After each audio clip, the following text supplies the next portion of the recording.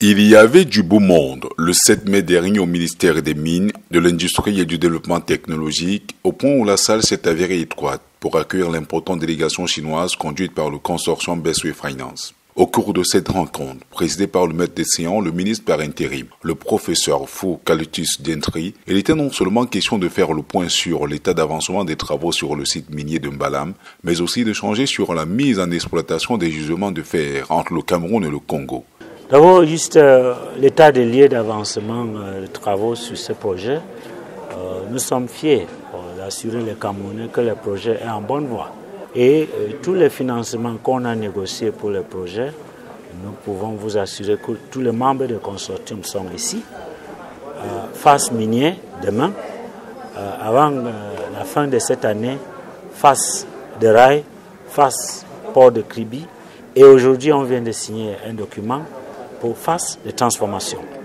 Donc, Mbalam proprement dit, ce qui concerne beaucoup le Camerounais, je peux vous assurer qu'en août, l'unité de traitement de fer, de conditionnement de fer, va être déjà en place et qu'on va voir, comme promis, les premières exportations de fer avant la fin de cette année.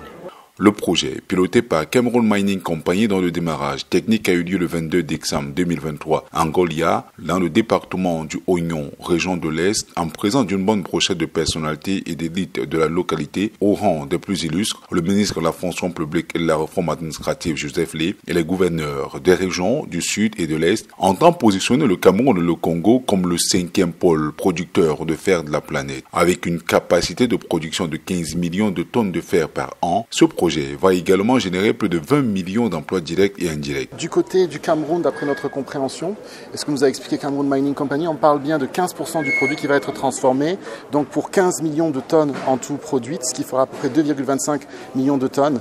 L'objectif est aussi élevé du côté de nos mines au sein de la République du Congo, d'Avima, Banodo et Nabeba. Nous comptons transformer au minimum 3 millions de tonnes par an. L'une des particularités de ces gisements du craton dit du Kasaï Congo, l'un des gisements les plus importants de la planète en matière de fer, et qu'elles offrent un minerai à très haute valeur. Un minerai, comme on a pu avoir à le dire, par certains endroits de plus de 65%.